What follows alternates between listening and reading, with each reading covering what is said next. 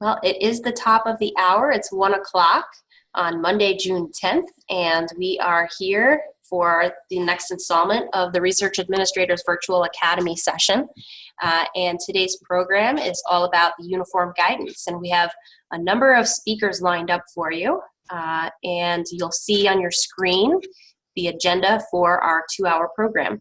We are recording the program as usual, and we encourage you to turn on your webcam if you have one, and to use the chat if you have a question throughout the program. If you'd like us to unmute your line, let us know, and we're happy to have that engagement using the line as well. So feel free to ask your questions and take some notes, and we look forward to the program with you. Anything from the RF? Thank you, Carolyn. This is Kathleen, and I'm not on camera, but that's okay. I just wanted to thank you, Carolyn and Jamie, for helping us get ready for today. This topic came to me from our OMs, and they thought that a refresher slash session on uniform guidance would really help our enterprise. And I'm really happy that we've got some campus people today. We've got Brian from Buffalo who flew in or drove in early yesterday to be with us, and we've got Lisa from ESF, and we're really happy to have those folks here along with Chris, with Anna, and with Mark. And so I'm actually going to turn it over to Mark. Mark Abbey is going to be the moderator today, and he actually is going to kick off the presentation.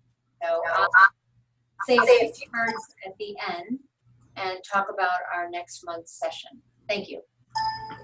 Thank you, Kathleen, and good afternoon, everyone. So talking about uniform guidance immediately following lunch might not always be a good idea. We'll try not to cause any indigestion with anyone. I can get the mouse to cooperate. Okay. So, welcome to the session on uniform guidance. That's not going to work either. Okay. So again, I'm Mark Abbey. I'm the Associate Director of Sponsored Program Services here at the Central Office. Here's our agenda for today. I'm going to provide a brief introduction to uniform guidance. I'll talk a little bit about audit finding review, both here at the RF as well as some of our colleagues at other institutions. Anna Hartz will be providing some information on effort reporting issues. We have allocation methodology and requirements, which will be presented by Mr. Wade. Mr. Chris Wade will have some cost transfers and questions and information provided by Brian Cassiata. Brian, did I pronounce that correctly? Okay, and from the University of Buffalo, thank you. Retroactivity, prevention, and issues and questions presented by Lisa Schwabenbauer at ESF. And then we'll wrap up with some questions and answers at the end, okay? So if you are using your interactive technology with the Zoom session, feel free to fire those questions off. And if I can get the mouse to cooperate, we'll launch into this. So just a brief bit of history for uniform guidance. It really resulted from Executive Order 13520. This is during the Obama administration in November of 2009. It was about reducing improper payments and eliminating waste in federal programs, just as the slide says. So the specific section which was of interest was the purpose of this order is to reduce improper payments by intensifying efforts to eliminate payment error, waste, fraud, and abuse in the major programs administered by the federal government. So that was really the point of the executive order. Then there was a presidential memorandum on administrative flexibility, also under the Obama administration. And again, the point is to, as you see it highlighted down here, identify administrative, regulatory, and legislative barriers in federally funded programs that currently prevent states, localities, and tribes from efficiently using tax dollars to achieve the best results. So it's really about efficiency, preventing fraud, waste, and abuse. And for a final bit of history, the final rule was published in December of 2013. And then the new uniform guidance went into effect as of December 26th of 2014. Happy holidays in 2014. Okay. So the purpose of the uniform guidance was really to streamline and harmonize 8 OMB circulars into one super circular. So you can see on the left, A21, A110, A133, they're in bold. Those were really near and dear to us prior to uniform guidance. And then those other circulars on the right, we didn't worry so much about. They didn't really apply to us. But again, this is a compilation of 8 OMB circulars into one super circular, and you see the cape. So one thing I would say is don't be intimidated by this. If you're like me, you kind of go out to uniform guidance from time to time, you see the web version, you kind of endlessly scroll through the different parts of uniform guidance, and it can be a little intimidating. So don't end up like this guy. Don't pound your head on the desk. Don't collapse on your desktop. Don't be intimidated by it. And we're going to try to help you along with that today. So remember what I just said. This is a combination of 8 OMB circulars into one super circular, the uniform guidance. The most critical components across the RF includes Part A, acronyms and definitions. And if you've been in the business for a while, a lot of these are going to be very familiar to you.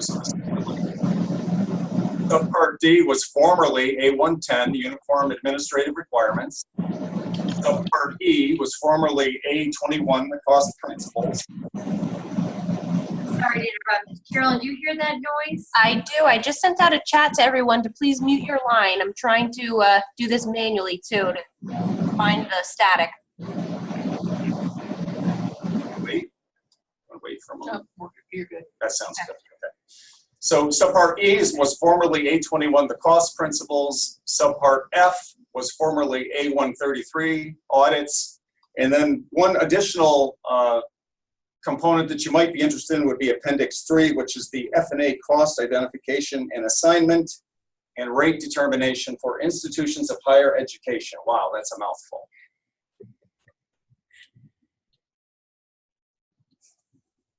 Okay, some of the important changes that we'll go through today, and again, this is not an exhaustive list. I just wanted to try to hit some of those that might be more relevant to us in our day-to-day activities. So the emphasis on internal controls, this is really defined in Subpart A. Remedies for non-compliance, payment could be withheld. There can be disallowances. We can suspend or terminate an award, or there could be an impact on future funding.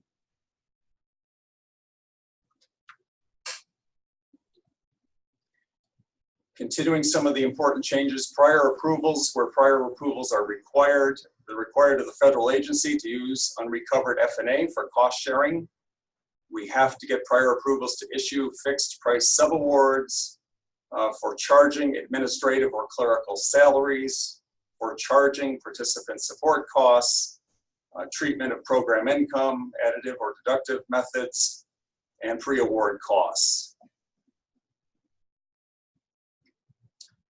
Continuing the important changes, cost sharing. There's no expectation of voluntary committed cost sharing, and voluntary committed cost sharing can't be used as a factor during the merit review of the proposal.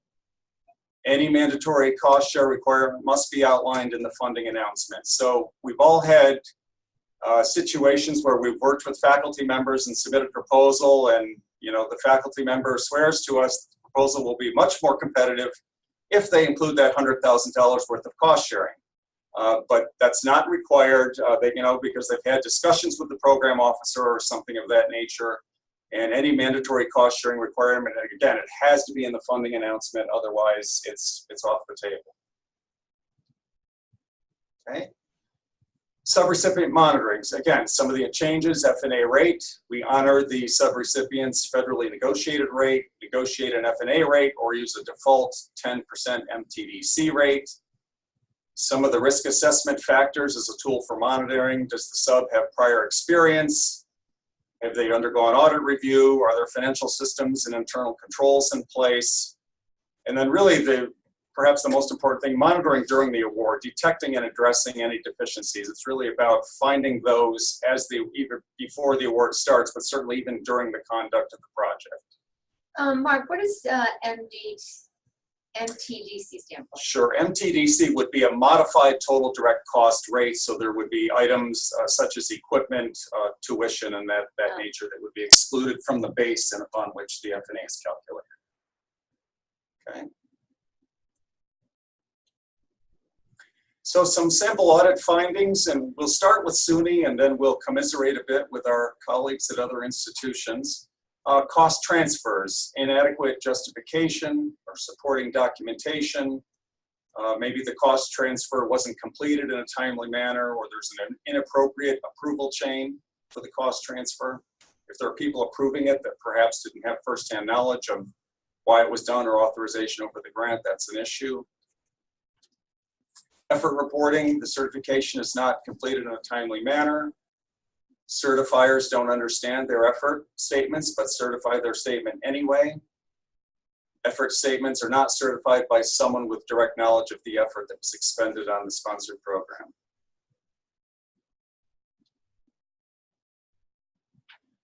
Some other sample findings, audit award closure. The award was not closed in a timely manner. The required financial reports were not submitted within 90 days. Award closed prior to submission of required reports.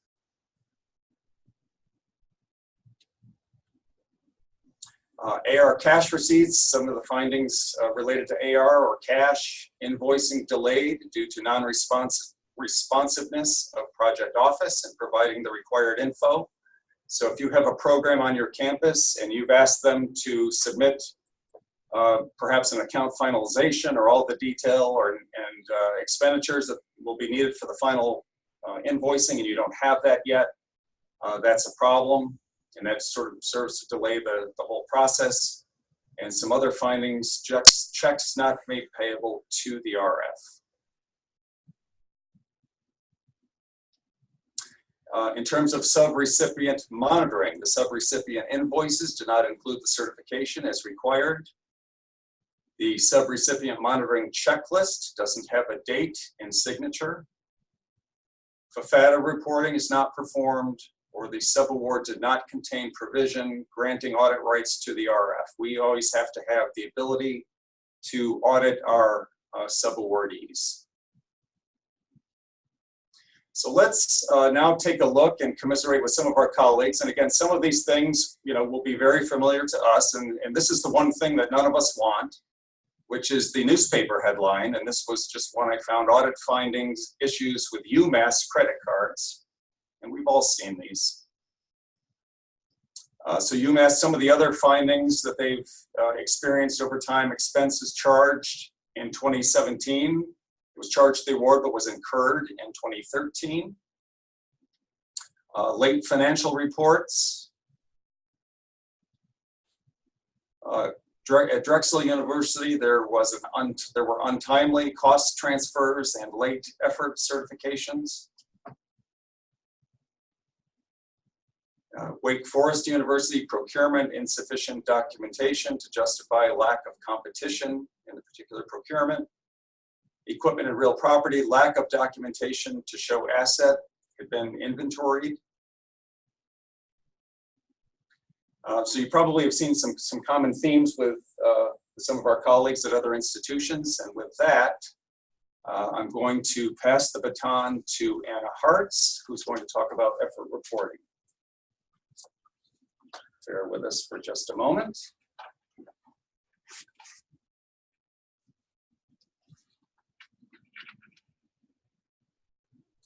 While Anna's getting her our agenda up, Mark, so what happened to some of those universities once the audit findings were? I don't know if we have the post-mortem on those, but Okay. presumably there were corrective actions that they had to undergo to try to resolve some of those issues, just as we do here. It's no different. Yeah. Hover towards in the black bar. And folks, if you have questions for Mark, please feel free to use the chat. here. And then open from there. Okay. And then from what view?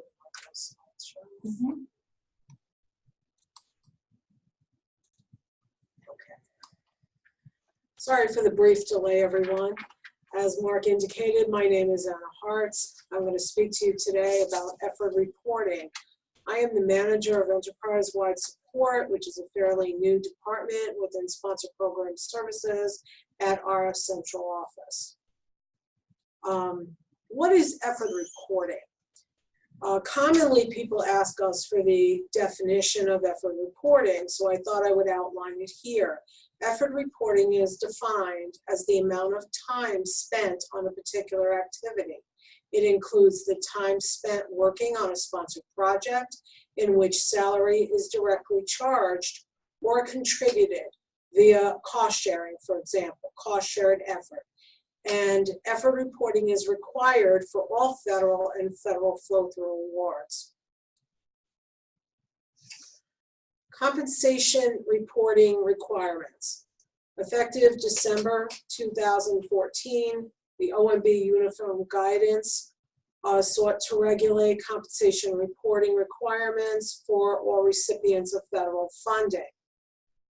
Then we have 2 CFR Part 200.430 notes that compensation must be allowable, it has to be reasonable, it has to conform to established written policies, and it needs to be applied consistently and follow the appointment paperwork.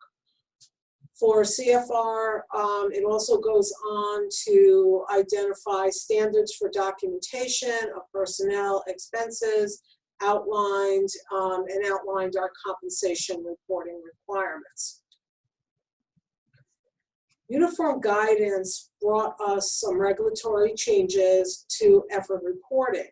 It allows for additional flexibility in how we implement processes to meet the standards. It removed the formal reference to many elements of guidance. Specific examples of appropriate methodologies for monitoring effort were removed. Prescribed effort reporting time periods so that they've given us now more flexibility with our effort reporting time periods. Specification on who must certify and document compensation costs. Of course, keep in mind that the person doing the certification should have direct knowledge of what is happening on the project side. And the concept of independent evaluation was removed. However, they do stress that we must have a strong system of internal controls in place, and our records should accurately reflect the work that is being performed. With that, Uniform Guidance moved us from traditional effort reporting under A21 and moved us to exploring different flexibilities that would allow us to change our effort reporting periods, changing the way that we verify or certify effort, and they really stress that we must have our strong internal controls in place for monitoring the process of effort reporting.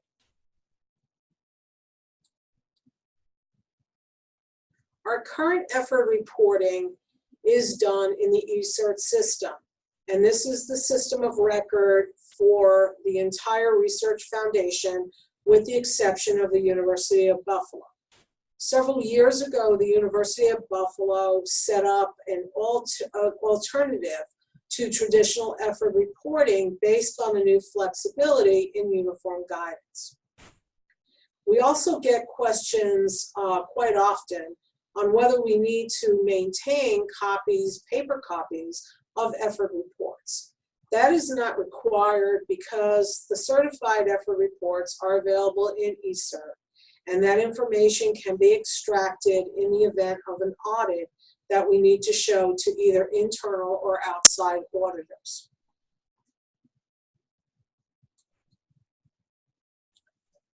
We have identified several issues with our current effort reporting framework.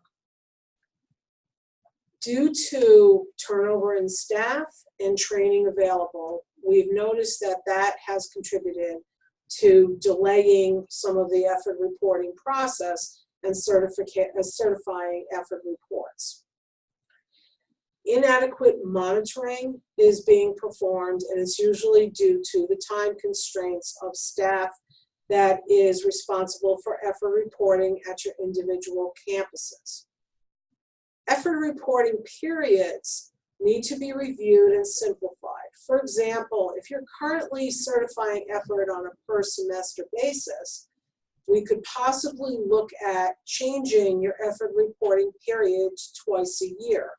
This would help to reduce the burden that this process puts on our principal investigators and administrators.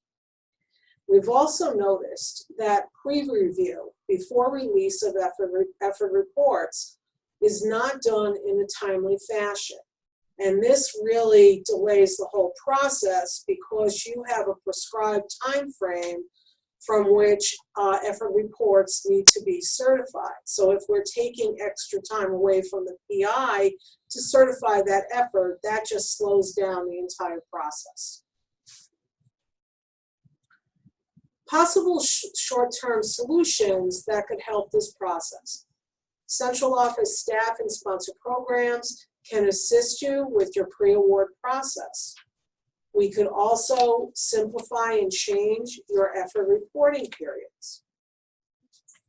Additional monitoring on whether your PIs or the proxies are actually certifying efforts should be done. And we can always issue additional reminders to PIs and proxies to remind them that they have not yet completed their effort reporting.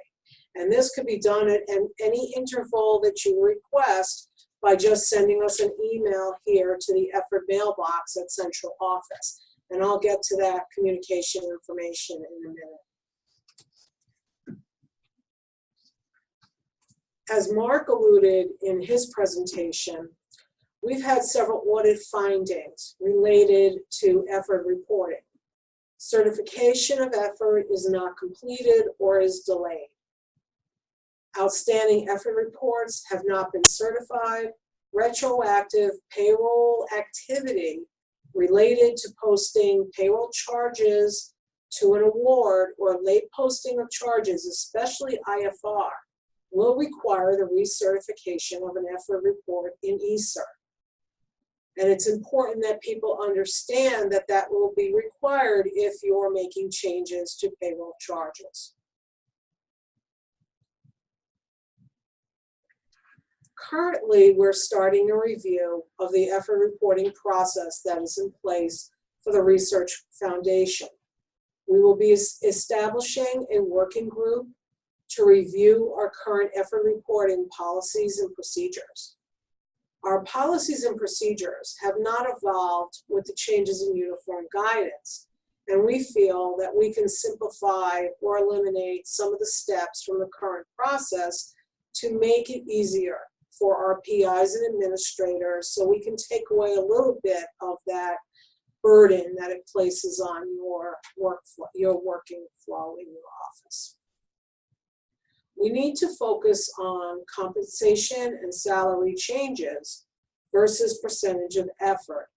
And as we move forward in looking at effort reporting procedures, we will see if that's possible, where instead of worrying about is it 50% effort, is it 3% effort, we'll be looking at the total amount of salary paid to a particular person on a particular project, and does that seem reasonable based on what the PI knows of the person's effort that's expended on that particular project.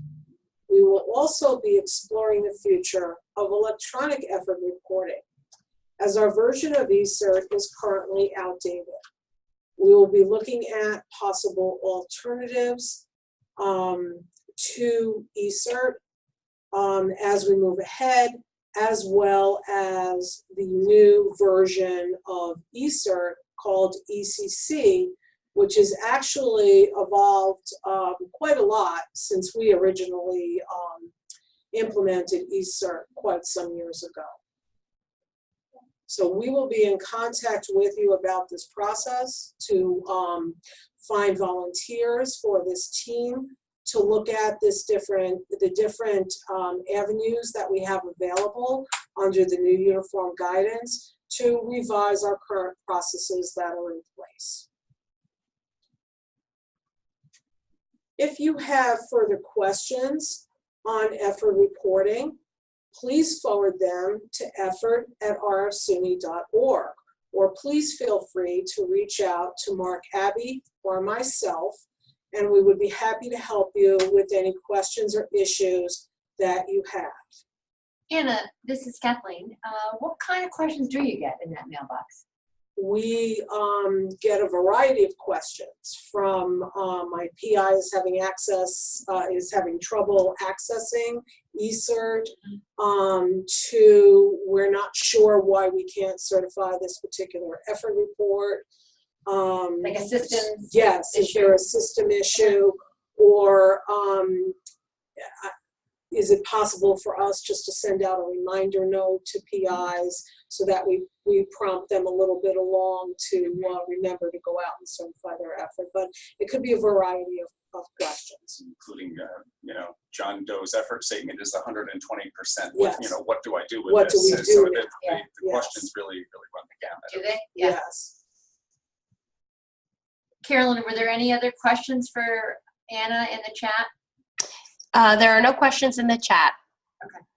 If anyone would like to be part of the working group looking at effort reporting, feel free also to shoot a mail to effort@rfsuny.org, and all comers are welcome. Are you looking for specific campuses right now? Right at the moment, I think Stony Brook, Poly, at the moment, I don't have any representation there yet, and but others would be welcome also. Okay. We got folks on the phone from Poly and Stony Brook. Yeah. Okay. Excellent. And certainly centralized campus representation is also welcome. Good. Okay.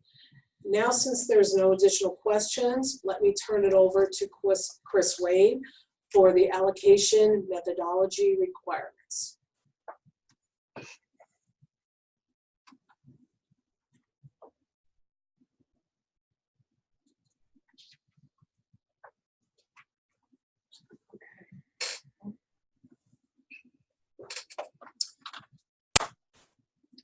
Okay, good afternoon, everybody. I'm Good going to afternoon. try to get us the screen to share here. I'm gonna do it. Just click on click, okay. And then come down here. Yep. Come up here. You share. And then click on yours. Share. And then change your view and you should be all set. Slideshow. That mouse is. It's scrolling. It's fastest than from beginning. Oh, thank you. Okay, good afternoon, everyone. My name is Chris Wade. I'm Senior Director of Cost Accounting and Procurement at the Research Foundation. So I'm going to get right to it. Some of the UG sections that are related to cost allocation, the major ones, Mark mentioned a couple of them already. There is Subpart E, which is the cost principles. Appendix 3 is really the requirements for indirect cost. Some of the basic considerations that also sometimes are the trickiest ones are in the beginning at 402 to 405. There's selected items of cost from 420 to 475. There's a section on specialized service facilities, which is generally also referred to as service centers. And then procurement, which is in the administrative section in 317 to 326, was significant changes for higher education. So related to direct costs, some of the primary components of what a direct cost would need to be allowable is reasonable and necessary, which you would think is common sense.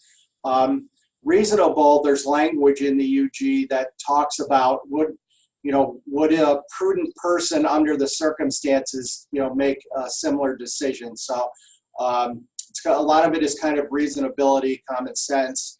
The costs need to be allocable. And I have a slide later on that won't get into allocability, but it basically means, if you're charging a project, there needs to be a benefit to that project. Costs need to be consistently treated. Costs cannot be specifically designated as unallowable. And then specialized service and facility I just spoke about. So F&A costs. So costs incurred for a common or joint purpose benefiting more than one cost objective, not readily assignable to the cost objective specifically benefited without effort disproportionate to the results. So basically indirect costs or F&A, it's kind of a long-winded definition, but basically it means they're costs that cannot be allocated specifically to a program. So utilities is a common area in F&A, right? You can't determine how much a project is using heat and lights. Security on campus, sponsored funds administration. So those are all examples of indirect cost or F&A. So the previous slide talked about a cost objective, and basically a cost objective are the components of the mission of a university, right? So for the most part, the mission of the university is for teaching or instruction, research, public service. Some of our schools have hospitals, and then there's kind of the catch-all, which is other institutional activity. So unallowable costs, these are just a few of the unallowable costs that are identified in the UG. There's many more, but I think these are probably the most common. So there's alcoholic beverages, alumni activities, donations, fundraising, entertainment, lobbying, fines and penalties, costs for employees' personal use, living expenses of the campus president or officer, social clubs and marketing. And those are just examples. There's a whole slew more in the uniform guidance that I won't go into right now. So allocability, talked a little bit about this on a previous slide. So in order to be allocable, right, there needs to be a benefit. So you need to show that the cost incurred is being charged to a project because that project benefited from that cost. So there's a couple different examples in the uniform guidance when a cost benefits more than one project. So in the first instance, the benefit can be determined without a lot of effort or undue effort, and it can be allocated based on the proportional benefit. So if it's relatively straightforward, that's how you would allocate those costs.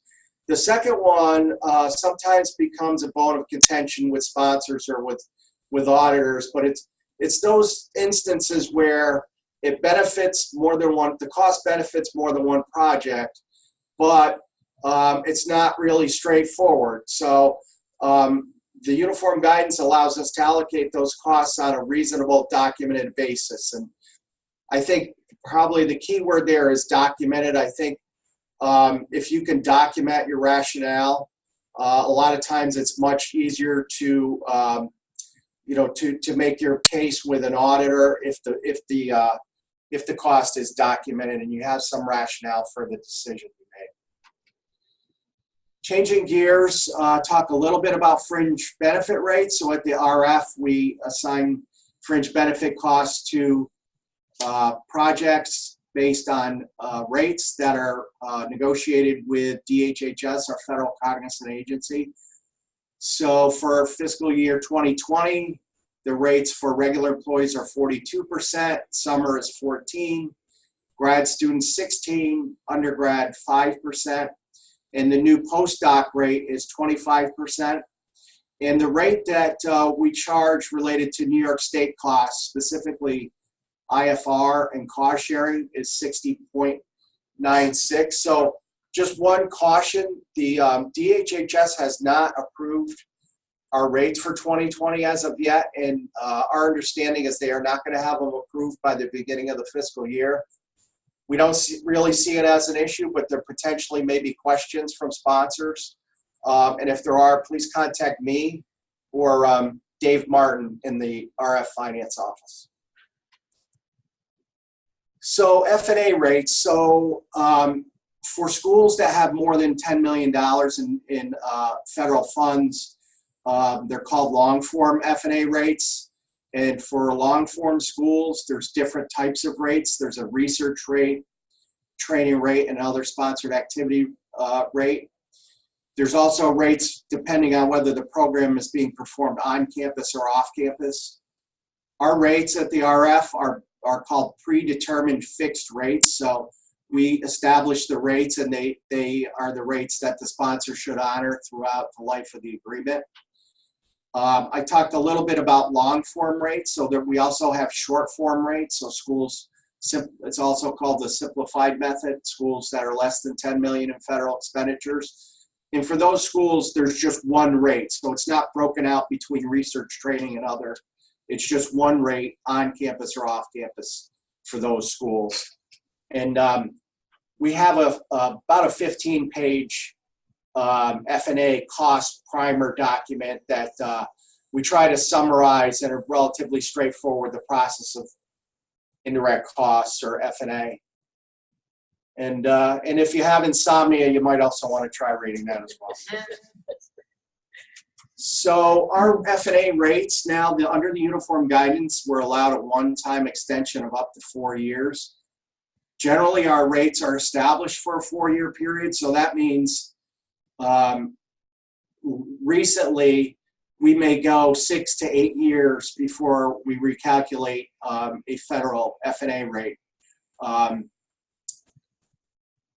In the uniform guidance as well, there's some language that notes that the federal sponsors are supposed to approve and use our indirect cost rates, except if there's a regulatory difference, or if there's a waiver by the head of the federal agency. But for the most part, there is language that says that the sponsors are supposed to honor the rates that get negotiated.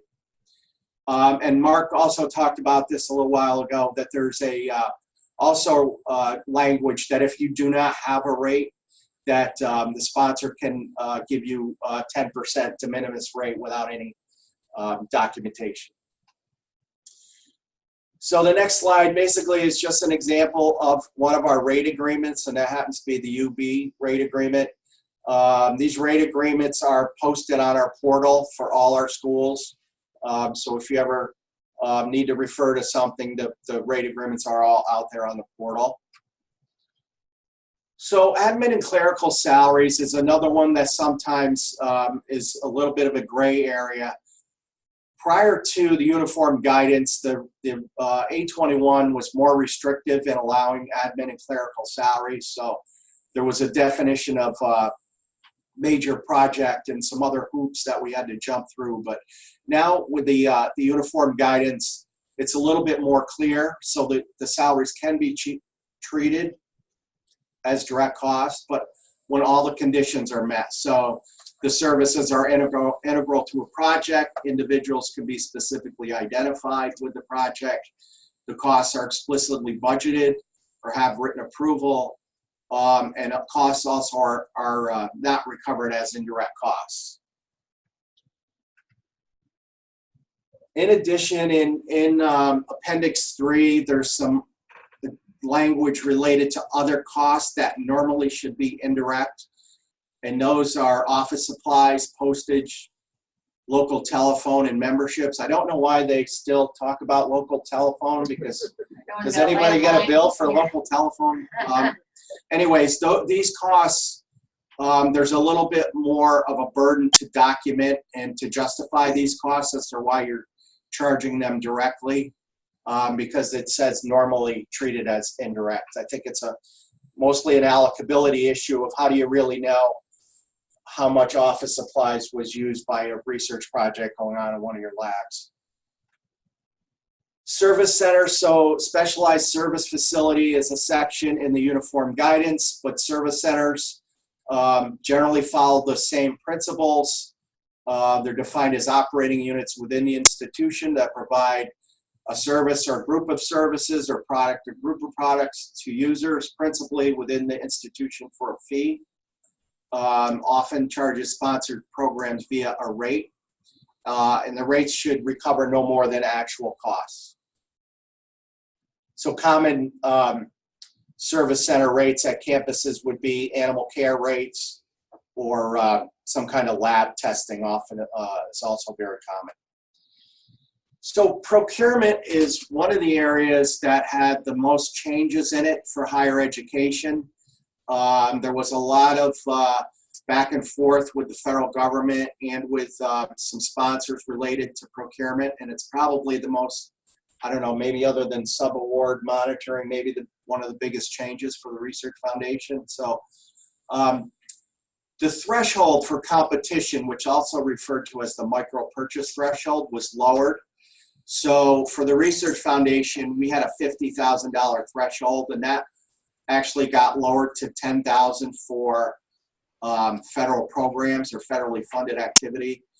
And then there was also the simplified acquisition threshold got increased to $250,000. So it is a little bit confusing because the uniform guidance still lists the micro purchase threshold at $3,000, but the National Defense Authorization Act came through, and there was quite a bit of back and forth with the federal government and the federal agencies. But where we ultimately landed is now for federal awards, $10,000 is the threshold at which we have to get competition, and that basically means you have to have more than one quote or bid.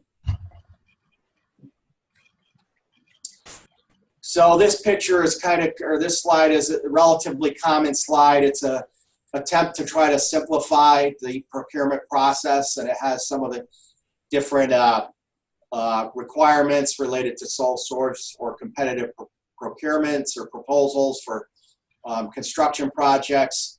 Again, that micro purchase threshold is 10,000. It's not 3,000. One thing I did want to note on the, actually I'll go back to the previous slide.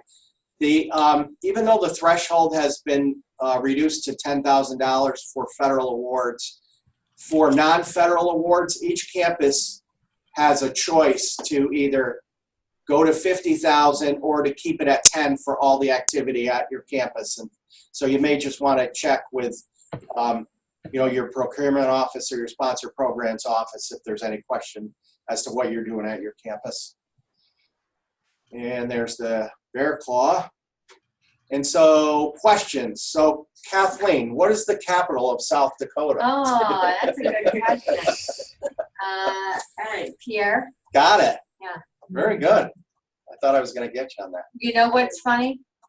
You don't know this about me, but capitals in 5th grade, I studied them with my father, and I recall most of them. I did not know that. I guess I asked the wrong person. You did. Mark, would you Why have did known? I thought you were going to ask me what's the most challenging in cost allocation. I'm like, that's no, back to you, Chris. No, What is because it? I thought when you read the slide, you were going to see it and think of it, so I wanted to catch you flat-footed. Sorry, I digress. Kathleen digressed. So one of the questions that we get is what area is most challenging in cost allocation? And I think for the most part, my opinion, it is in the allocability issue. So if you have a grad student who's working on 3 projects, and that grad student needs a laptop, so you buy a laptop so that grad student can work on those projects. So then it's relatively subjective area of, okay, how do I charge this laptop to these 3 different projects, and in what ratio and that kind of thing. So I think probably that's the most challenging, at least in my opinion, because I think there's a lot of subjectivity in some of those those cost allocations. So I don't know. Is Carolyn, any other questions? Well, folks, feel free to chat in. Nothing has come in yet. Okay, thank you very much. I am now going to, there we go. I'm now going to turn it over to Brian to talk about cost transfers. Thank you. 1 second while I bring up my presentation. Sure. I really love it that you tried to do something. You don't want to close that first. Click OK. Up here. And then down here. Okay. Can't help it.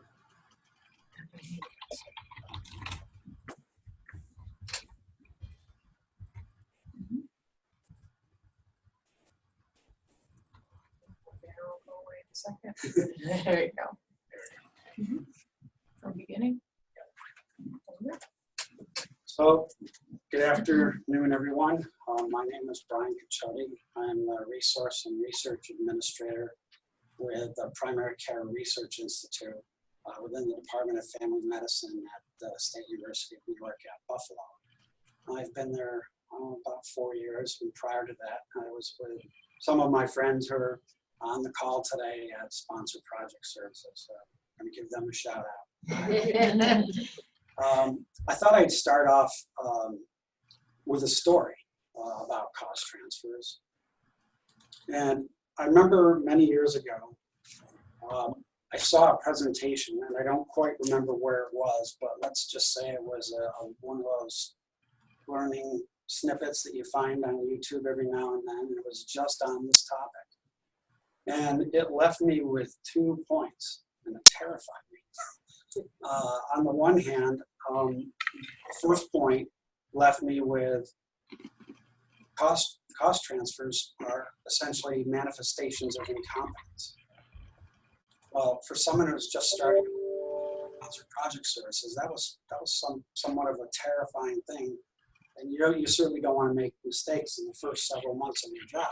The second point this presentation left me with was, well, you're not only incompetent, you're deceitful.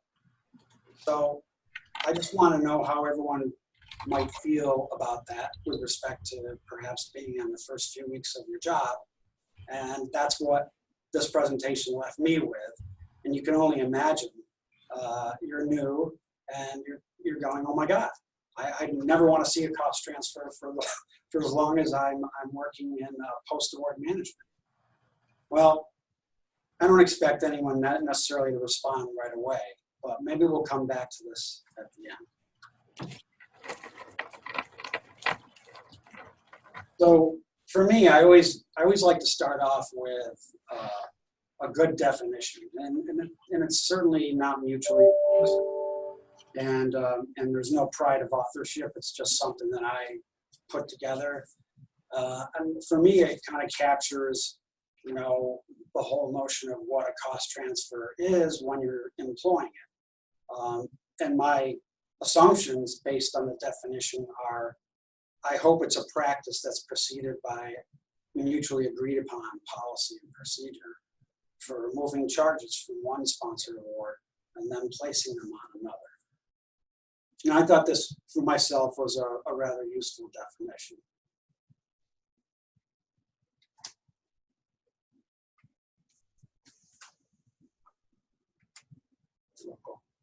Oh, there we go.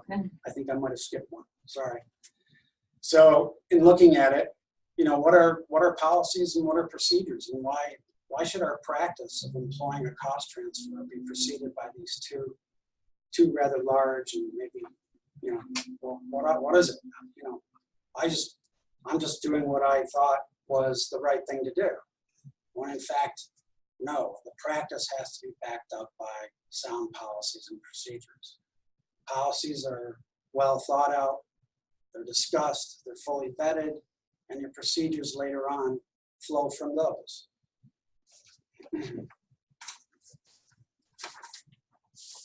Oh, and one more thought. With policies and procedures, we live in an ever-changing fiscal and regulatory environment. I would hope that our policies and procedures are ever changing to reflect that as well. If we're able to do that, then our practices hopefully will emulate those changing realities. You know, in the immortal words of Dr. Research Administrator, the two favorite words that we always like is, it depends. Well, that kind of captures our ever-changing environment.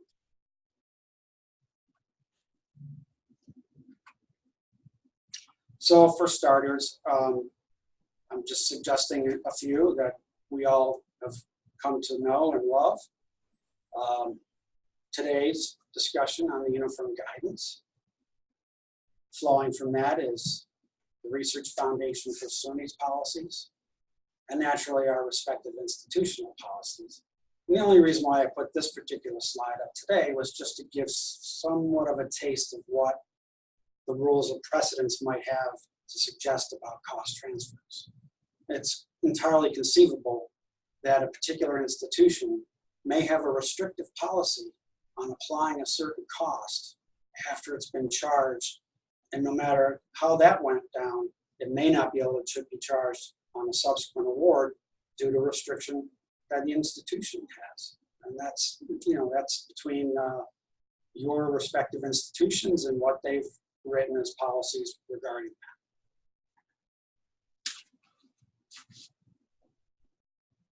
So when are cost transfers allowable? Well, we first have to remember that even though we're moving a charge, it was charged to another federal award for a variety of reasons, more than likely it was an error. But we have to remember that just like the application of a cost on a federal award, the transfer has to meet those types of requirements that allowed it to be charged initially on that one federal award where it's now being moved to another. And those are allowability. Those factors of allowability are costs must be reasonable and necessary. They must be allocable, and they must be consistently treated. So let's talk about those for a little bit. Allowability, reasonableness, and necessary goes back to what Chris said previously about a prudent person. Would a prudent person purchase an item or a service? And that prudence can be typically related later on, perhaps in an audit, or to somebody other than you if you move on and someone else has to explain the transaction. Allocable, going back to there must be a direct benefit for the particular charge, and in the cases of cost transfers, allocability still applies. And consistently treated. A direct cost or can no longer appear in like circumstances as an indirect cost, and the same holds true vice versa.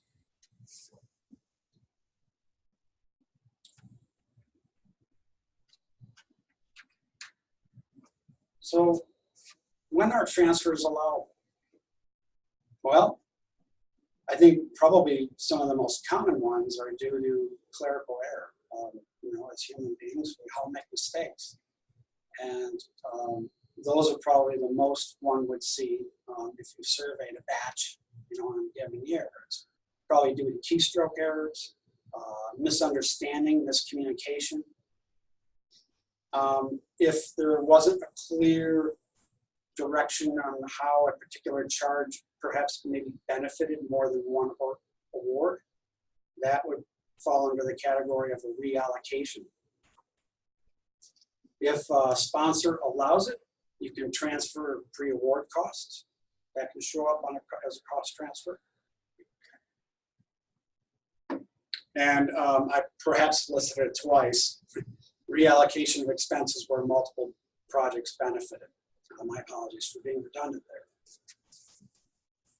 So when are they perhaps inappropriate? certainly, you can't use cost transfers to overcome a deficit. And what I mean by that is not when a particular federal award has a deficit and you need to move a particular charge to a non-sponsored award. That's perfectly allowed. This is more or less where you have two federal awards. One particular one has a bit larger balance. The other one is in a deficit, and you're moving it to offset that deficit. A sponsor won't allow a particular expenditure. That will kill any notion or thought to a cost transfer right then and there. Others that are not allowed and forbidden is when you look at awards that have a large fund balance. So why not spend more of the money? Well, unfortunately, you can't do that. And the reason why is there has to be a compelling justification in order to continue to spend on a federal award. And only in the cases where you can directly link the benefit to the costs, there again, allocation, you can then use that justification in a cost transfer as well.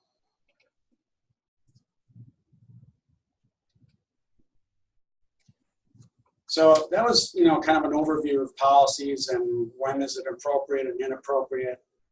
The next part is, your policies then move to the next phase of setting up procedures. And I made it simple for myself to understand. And, all a procedure is a recipe. And you need to bake a cake. So you need the steps in order to do that. Steps have to be in a particular order. Otherwise, the cake turns out to be something I would usually end up having. It's a mess. So what are your written steps to reassign costs from one award to another one?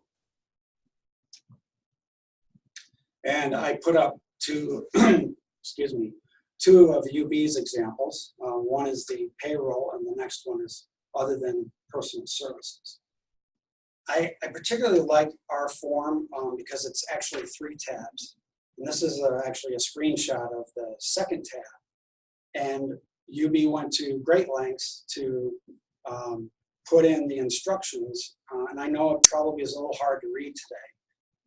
But at each step of the way, there's a nice definition and there are directions as to what you should include in your cost transfers.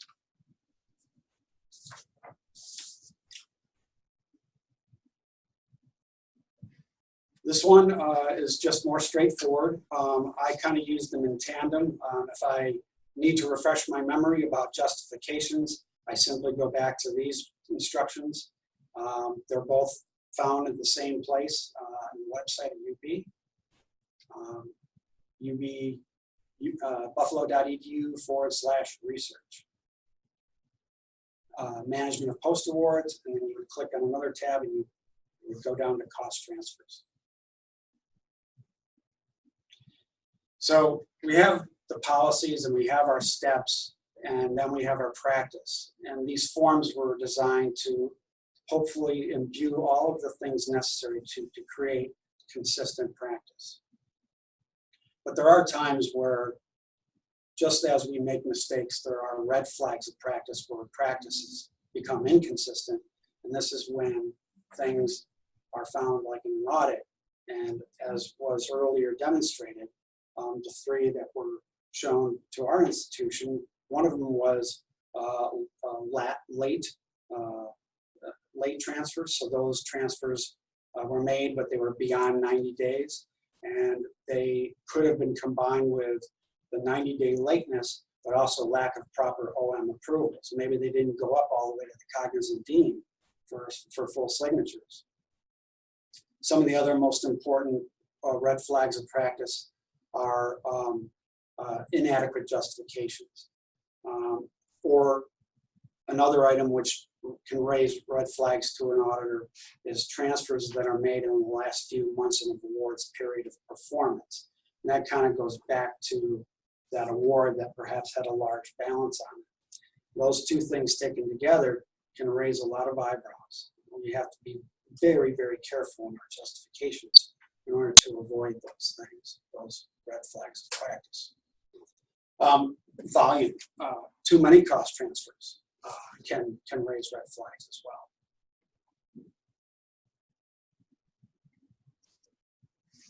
So one of the other lessons that I took away from doing this and to be here today was, reading in several places that our transactions as RF SUNY representatives, they have to stand on their own, and they have to withstand scrutiny because we're not always going to be around to describe a particular transaction. And cost transfers, especially, the justifications have to answer the basic who, what, when, where, why, and how. Who?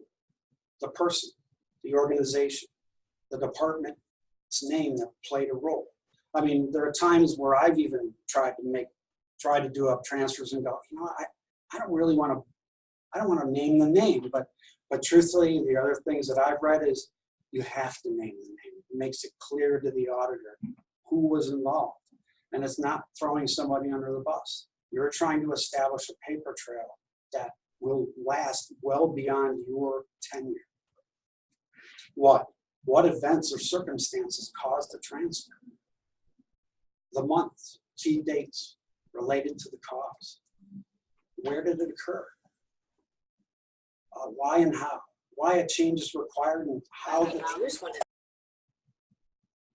why the transfer directly benefits the receiving award.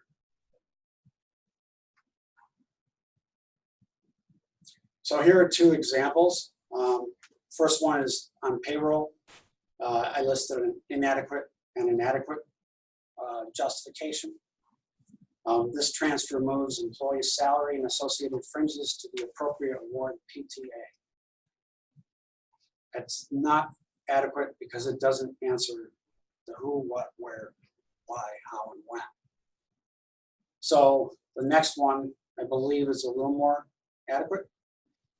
Contract negotiations took longer than expected and resulted in a delay in award establishment. Running out of water. That's okay. This transfer represents the movement of Dr. PI's effort of 15% for the period XYZ through ABC from a non-sponsored PTA to a sponsored PTA. During this period of time, Dr. PI was creating survey instruments to be used in his or her qualitative study. You can include the name of the study. Thanks.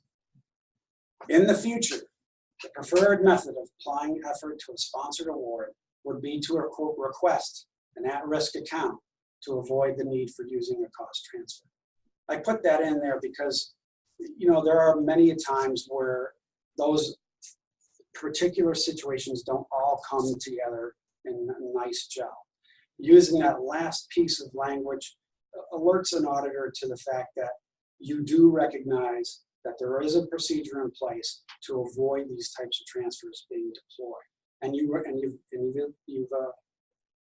you've described it and you recognize it. Example, other than personal services, inadequate. The transfer moves chemical reagent supplies from PTA1 to PT2 to correct an error. Well, what was the error? And how did the error come about? And when? And who? Adequate. The clerical assistant, when reconciling credit card statement on 5/12/19, incorrectly assigned the reagent supply cost to PTA1. The effects of acetic acid on ABC. I don't even know if that's real. It's just, yeah, Upon further review by PI, supply costs should be charged to PTA2. The effects of acetic acid on XYZ. Because the reagents were used in April 2019 to conduct experiments, name the experiment. In order to reduce this error in the future, PI will review credit card statement and confirm PTA assignments prior to providing charging instructions to the P card administrator. So before I turn it over, we'll go back to what I initially asked, and that was, the presentation I saw, I don't particularly think it was spot on. I think it had a purpose. And it's probably why I was told to watch it in some respects, because it put the healthy fear of God in me in order to know when I needed to do a cost transfer. That presentation would always pop in my head. So I try to be careful. And I think that presentation did serve a purpose, but it had more of a flair for the dramatic rather than actually based in facts. So next up on today's session, if there aren't any questions, are there any questions? So I've sent a reminder out to the group to feel free to ask any questions, but nothing has come in yet. Okay. So next up on today's session, I'd like to introduce Lisa Schwabenhauer from SUNY ESA. She's going to discuss retroactivity. Hi, everyone. Just bear with me.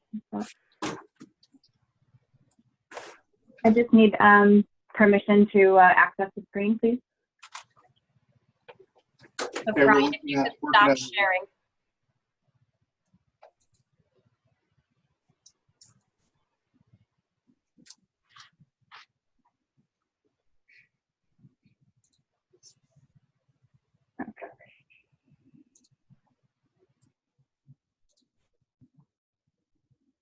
Oh, hang on 1 second. My kiddo will be so excited he made the presentation. Oh, he's good. Right, he's famous now. Okay, hi everyone. My name is Lisa Schwabenbauer. I am a Sponsored Programs Associate at SUNY ESF, and I work in the Office of Research Programs. So I'll be going over some of the common issues of retroactivity, especially, some as they pertain to issues that we've experienced on our campus at ESF, and some potential strategies that we've employed or may employ in order to prevent some retroactivity. As we go through these issues pertaining to retroactivity and prevention, if you have any insights, best practices, or questions, please feel free to contribute to the group using the chat feature. Okay, so in terms of retroactivity, it can occur when an appointment, a payroll appointment, or a transaction, is not processed in a timely manner, or, as Brian has just gone over in terms of when an error has occurred, an adjustment needs to be made in the form of a cost transfer. When I think of retroactivity with respect to uniform guidance, the thing that always sticks out is, that uniform guidance provides flexibility in the use of federal funding, but, some of the other presenters have mentioned it elevates the role of internal controls to institute a stronger infrastructure of accountability. And when thinking about trying to prevent retroactivity, internal controls really, play a key role in that practice. So internal controls, they're processes for assuring achievement of an organization's objectives and operational effectiveness and efficiency. They enable you to evaluate and monitor your entity's compliance with statutes, regulations, and the terms and conditions on federal awards. To take prompt action in the event of an incident of noncompliance, and document your decisions, which is a key factor in ensuring that you have appropriate documentation to demonstrate that you have implemented reasonableness, necessity, allocability, and compliance with the requirements, and also to have records that facilitate an effective audit. So some common areas of retroactivity, that have been of particular issue at our campus. We have retroactive payroll appointments, some retroactive IFR charges, and recently, within the past few years, have implemented P cards, and so we've experienced some retroactivity with regard to purchase card transactions. We'll go over those in a little bit more detail in the slides to come. In terms of retroactive payroll appointments, as mentioned before, they can take the form of, untimely payroll appointment processing, or via, an inaccurate or erroneous charge on an account in the form of a cost transfer. Some of the things that we had been experiencing on campus at ESF, one of the main reasons I think that we had been experiencing retroactive payroll appointments is, the award or a modification hasn't been executed. and PIs are waiting for an account to be set up. So we had instances where PIs were appointing staff late to an award because they were waiting for account establishment and contracts to be fully executed. And, you know, obviously that's not a desirable outcome. You want to try to avoid any I-9 issues and other HR issues that go along with that. And PIs were also continuing appointments on other sponsored awards while they were waiting for an account to be set up. So that also is, you know, not a desirable thing that you would like to have prevented if at all costs. So some preventative approaches, you know, I think setting up an at-risk account would be the preferred option so long as that particular contract, you know, meets the RF at-risk policy and the criteria defined in there, and also, you know, your particular institution's at-risk policy, if it may be more stringent than the RF. Doing so would, you know, your charges then are appropriately recorded at the outset. There's no need for retroactive activity with cost transfers or anything like that. And it also will provide the PI with some flexibility in order to get their research started and hire staff appropriately while they're waiting for the account to be fully executed. In some cases, though, you know, an at-risk process can take time. We're a centralized campus, so we have sort of an internal campus of an at-risk policy or procedures that need to take place. And then also we rely on our central office to do, you know, their procedures related to the at-risk process and also account establishment. And so, you know, sometimes by the time we have an at-risk approval, and you know, the whole process does take some time, which is understandable given what has to happen. But sometimes PIs have urgent needs, or, you know, there is a sense of urgency that does come up. And so, you know, we've had students that are waiting for visa confirmation and need to have funding certified, or, you know, there's a need for an immediate payroll transfer from an account where we realize that, you know, they shouldn't be on that account to begin with, or something like that. And so our operations manager and VPR came up with a non-sponsored holding account to sort of like provide a stopgap while we are, you know, waiting for an at-risk account to be established, or waiting for an account to be fully booked in the Oracle system. It's not necessarily preventing all retroactivity. You know, there's still going to have to be cost transfers that take place, but at least these cost transfers are, you know, they're well documented, and they're, you know, unallowable going from a non-sponsored to a sponsored account, given the circumstances, you know, provided that appropriate documentation is provided. And the last bullet I put on there is, you know, to help prevent these kinds of transactions, with frequent communication to faculty and staff. You know, letting the PIs and the faculty know that, you know, you can't just continue to appoint somebody on a sponsored program when they're no longer working on that, and just because you don't have an account set up, that is not, you know, a justifiable reason to keep them on there. And just also letting them know that there are other options out there, including an at-risk, provided that the contract meets the criteria, and, you know, we have other options available. And, you know, employing these kinds of strategies can help prevent some retroactivity. Another area of retroactivity with regard to payroll appointments, the redistribution of salary charges. Ideally, labor distribution should represent a reasonable reflection of the employee's effort on sponsored programs. Some approaches that can help and be, if feasible, reviewing your budget status, effort distributions, and upcoming plans with PIs, if feasible, on a regular basis, and if changes are required, working with the appropriate staff to initiate those changes in a timely manner at the outset rather than retroactively. The second bullet, you know, it may not be feasible for every type of appointment. We have some active faculty members that have regular staff that have split distributions. They have a lot of overlapping statements of work, and sometimes their effort on various projects can fluctuate. So limiting the payroll appointments either biannually or quarterly is something that they practice. She's sort of like adjust to the changes of the work requirements for the different projects that they're managing. Again, you know, that may not work, for example, for graduate students because they have tuition requirements and things like that, but for other staff it may be feasible. You know, that may also create some more additional work with additional HR transactions. So, you know, it would have to be employed on on a limited basis for those types of appointments that would benefit from it. And again, you know, it's always better to sort of make those changes at the outset rather than having to do them retroactively. Some quarterly and monthly monitoring reports can also aid in prevention. The report center has a slew of them that can be helpful. The monthly summary report is something that comes off of the PI dashboard and can help PIs get a handle on committed expenses and available balances, and sort of just be able to better manage the coming requirements of their project and be able to have access to the budget and what's to come.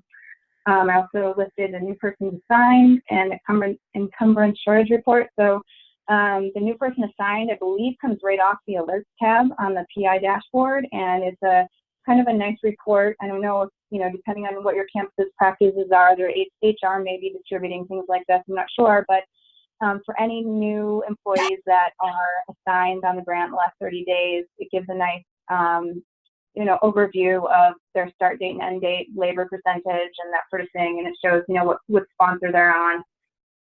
Also, the encumbered shortage report, that's a report that our Office of Sponsor Programs uses a lot. It helps us to be able to make any changes. If appointments are overbooked or something like that, we can make the changes proactively rather than retroactively and avoid errors in retroactivity in general.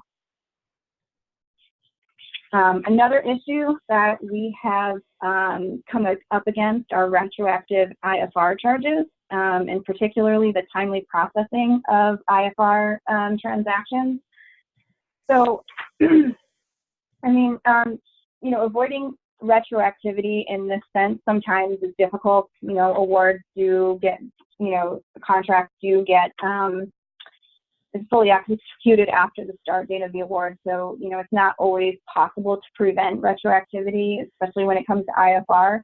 But in instances where it can be minimized, we sort of use these approaches below to sort of help mitigate and minimize the amount of retroactivity. First is to obtain effort and cost share authorization during the award negotiation phase. That enables IFR and cost share administrators to be able to, you know, just get their LD scheduled and the distribution adjustments without having to wait for additional authorization after the award is then established. Separating IFR funds into a separate task. This is something that our campus has always done. It may not necessarily prevent retroactivity, but we do find that it does help create less confusion with PIs and the availability of their budget, particularly if, you know, IFR funds aren't already encumbered at the outset. Having those funds, IFR funds, within their main budget task can inflate the budget and skew the available balance. So we found that you know, separating that out has helped to resolve some of the issues surrounding that. Also, there's some monitoring reports that we use that have been pretty helpful. There's a baseline report which picks up account modifications that I'll talk about in the next slide, and then also the encumbrance shortage report that I talked about in the last slide is also helpful for IFR charges, whether they're over encumbered, and, you know, making those modifications before the charges hit rather than having to do adjustments retroactively. So this slide sort of gives an overview of the baseline report that I just mentioned. It's a report that our colleague wrote out of Report Center. And essentially what it does is it queries any baseline records from the awards budget module in Oracle. And it notifies any report recipients of new accounts being established, any project period extensions like you know, no cost extensions or any additional funding in the case of incremental or supplemental funding. And what this report has done is basically create a more efficient way of processing LD entries and providing adjustments with respect to IFR charges. And we were able to structure the report in a way that it can be scheduled daily. I believe the IFR and cost share administrators do get this report daily or weekly at the least. And it can also basically can be issued via email. So it actually has been pretty helpful for IFR and just, you know, getting a good bead on the general account activity that's happening through Oracle. which leads me to a discussion question. I know that ESF handles IFR a certain way, but we're just wondering if other campuses, how are other campuses handling the issue of IFR retroactivity, or if anyone has any, best practices or insights or questions to share with the group regarding IFR. And thank you very much, Lisa. This is Kathleen. So we're actually looking to hear from as many people on the Zoom that can speak up. So we'll start with Lisa Zimmerman. Could you unmute your line and tell us how you're handling IFR retroactivity, if you know?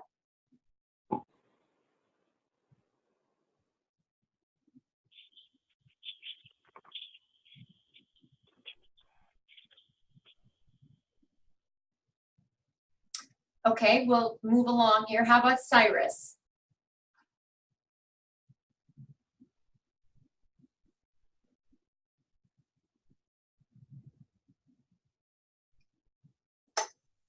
Everyone's shy today. What other names can people see on there that? Melissa? Cyrus, your line is open if you'd like to talk. Hello. Hi there. Hi. Can you hear me? Yes. I hear you.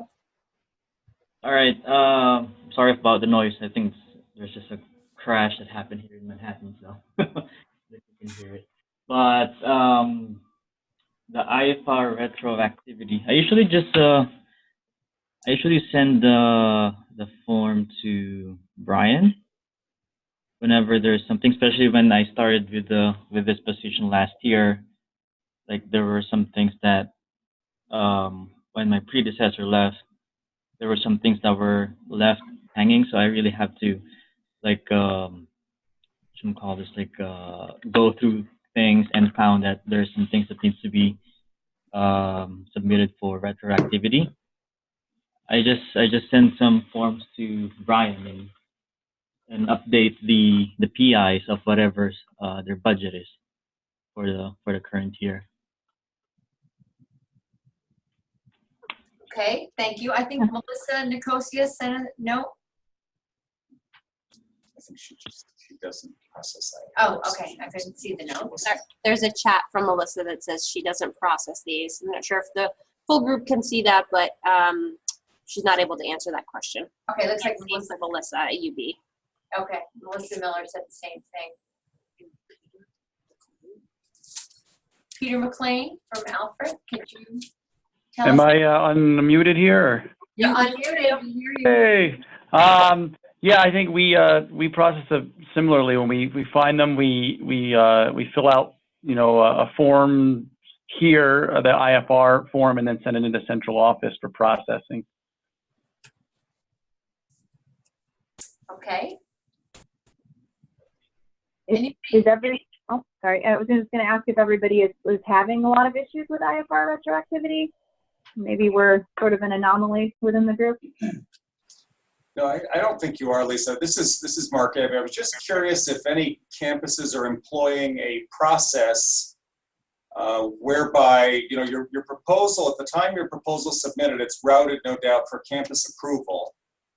If there was IFR in your budget and it was approved during your proposal routing, and it was approved by the sponsor and has been awarded, has anyone adopted or thought about adopting a process whereby you use that as your approval to then process the IFR once you get the award, to sort of start the ball rolling, if you will?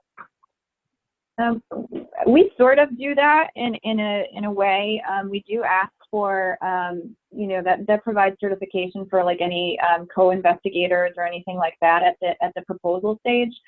We do ask for additional certifications in terms of our campus approval process once an award is in the negotiation phase. But we sort of use that as our approval, and then once the award is established, they're able to go in and enter the distributions and that sort of thing. I don't know if anybody else is doing something similar. Brian, do you know what's happening on your campus? Well, I had to laugh because my friend Martina Sai chimed in from UB, and a few years back, Sponsored Project Services did just that. because of the severity of retroactivity. And so UB enacted a new policy, which is only a couple years old now, whereby IFR now is handled centrally at sponsor project services. Oh, I see. The analysts all there process the IFR.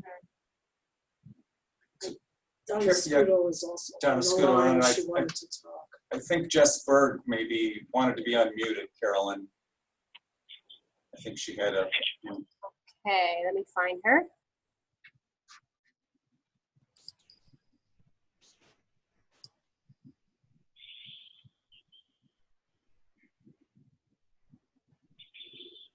I can't find her name. What is the name? Oh, Jess Berg. Jess Berg. Berg. Okay, sorry about that. Yeah, she's over to the right-hand side. Oh, I'm not seeing her in the list. Jessica, maybe you can try to unmute your own line till I find you here. Oh, there we go.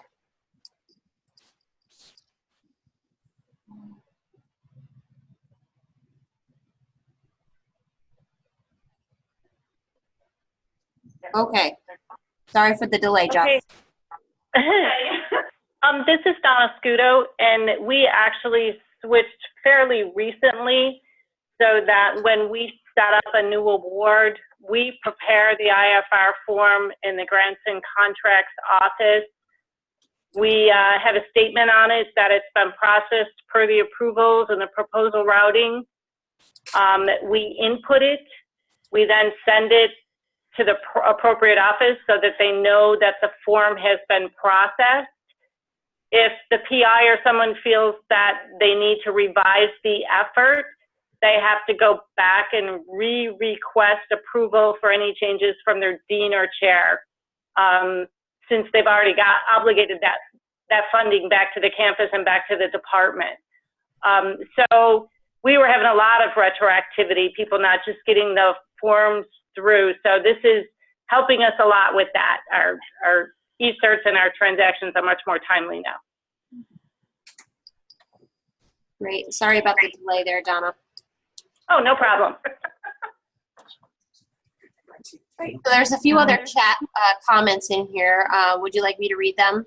Yes, please. Okay. Nita says, everyone, I work with 2 departments, and for one, IFRs are processed upon award or at renewal by sponsor program services rather quickly, with little delay based on the project budget, with a confirmation in case budgetary changes have occurred with the funding notice.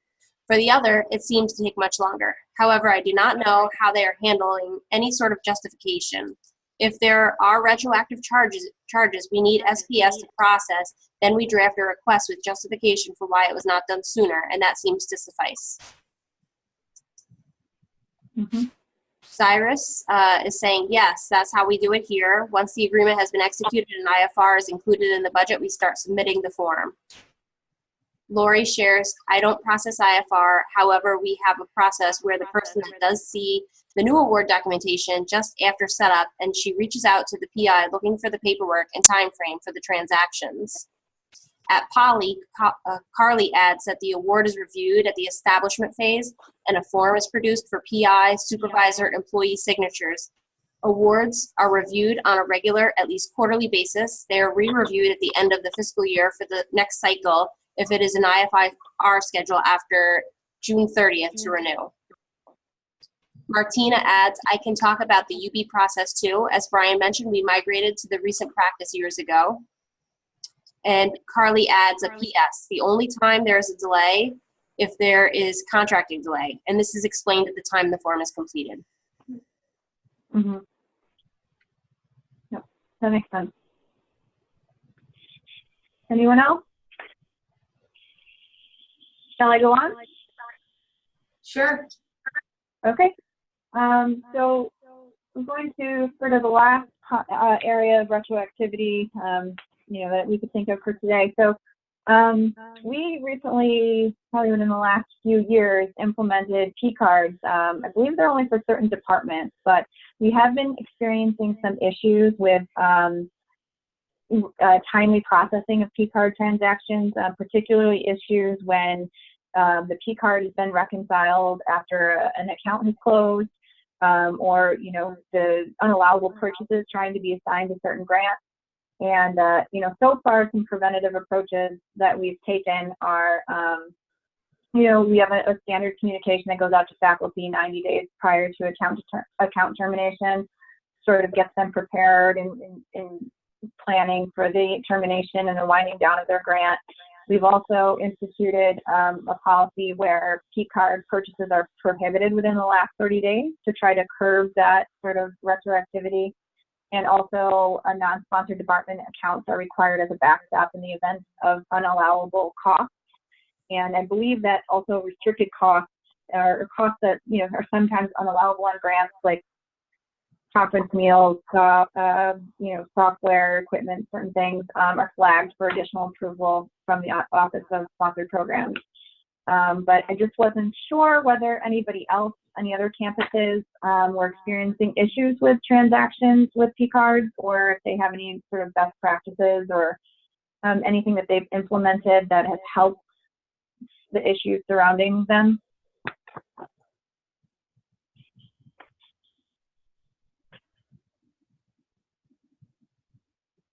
So there's a comment from Jennifer Rhodes at Upstate MU. I do not process IFR transactions, but our post-award office has a standard process where they review the award, preps the IFR form online, and sends to PI department chairs for approval. Mm-hmm. Sorry, I think I was reading that one a little late. Yeah, no worries.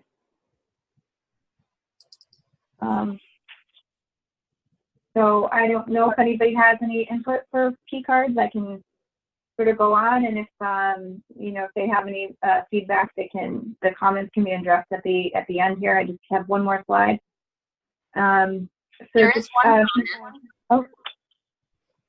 One person is adding, Christine Cesario adds SBU, so Stony Brook, CS department only has one P card for department use only. Faculty do not have access. Mm. Okay. What were you saying? Yeah. Same for my At UB.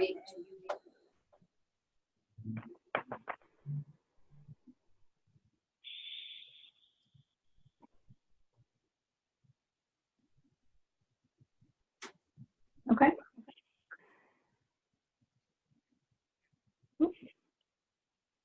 Anyone else? I can't see the chat, so I'm not sure. Oh, sure. There's nothing else in the chat, and I can read the comments at the end if you want to continue. Okay, sounds good. So yeah, so this last slide sort of just goes over some additional internal controls, monitoring reports. As I mentioned before, the Report Center has a lot of great ones, and you have the capability of running or modifying reports to get the specific data that you're looking for. Some other ones that may be useful, the award burn rate, projects terming within the next 90 days. I've mentioned that one. Employees terming next 45 days, and personnel appointed past the end date have all been helpful to prevent some type of retroactivity. Also, the use of transaction and budgetary controls in Oracle have been helpful in preventing unwanted costs from being assigned to specific awards. And also, these are practices that we've employed on our campus, you know, verifying allowability and eligibility prior to the transaction processing. So essentially just providing one more additional layer of approval, especially for trickier costs that, you know, can have the ability or the propensity to be unallowable on certain grants. So that has helped to prevent retroactivity on our campus. And I'm sure there are many more, but that brings to the end of my portion, if anybody has any questions. So there is one more comment here. Is there any training? Actually, it's more of a question. Is there any training in any of these areas at SUNY ESF to help faculty understand all the cost measures and guidelines discussed today? At SUNY ESF? Yes. Is that the question? Training for, say that again? Is there any training in any of these areas at ESF to help faculty understand all the cost measures and guidelines discussed? Yeah, I mean, our office is more than happy to go over any questions that any of the faculty may have. We've set up individual meetings with faculty to go over effort reporting, you know, sort of, you know, as a sponsored programs assistant, we work with faculty directly, letting them know about budgeting and, you know, try to provide as much feedback as possible. Usually the training is sort of tailored towards an individual. We don't typically do it on a full scale wide to all of faculty for scheduling issues, but it's something that our office is looking into to develop, you know, training sessions and having them implemented for faculty to come and ask any questions and have additional training. But most of it is, you know, just call our office and we will, you know, assist in any way that we can. Great. Any other campuses have a training program, either similar to what ESF has or something different?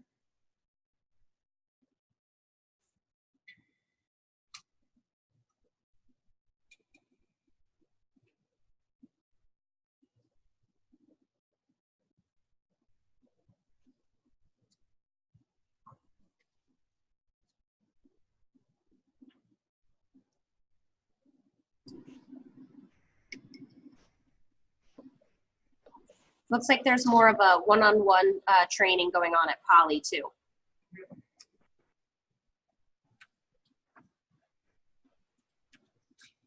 So again, this is Kathleen. If you ever want to try something a little different and expend a little less energy more effectively, give me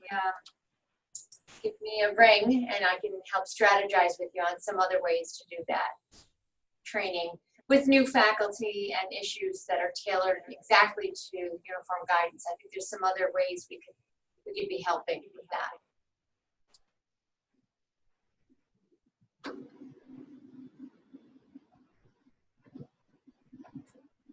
You're welcome. You're welcome.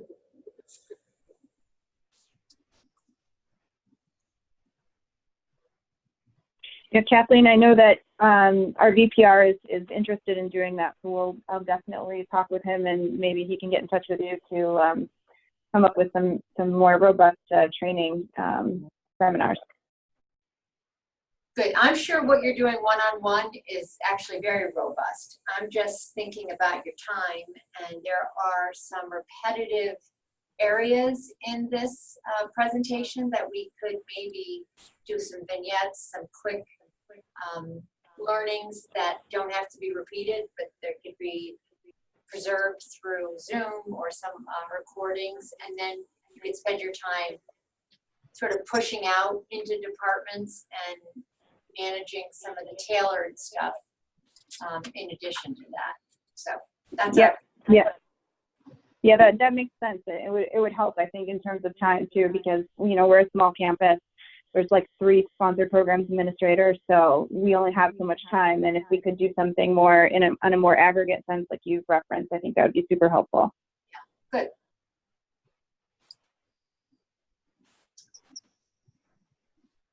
Mark, any closing words on the presentation? No, I don't think any closing words. Again, anyone, just I guess a final plug for our little effort reporting team. If anyone is interested in helping us with the sort of short and then longer term prospects for effort reporting, please let us know. We'll welcome you to the team. I think the group did a great job putting together some one singular presentation, but with a lot of different parts to it. So thank you all. Really, in particular, I want to thank Brian and Lisa for joining the central office team for putting the panel together. You're welcome. You're welcome. Great. Thank you.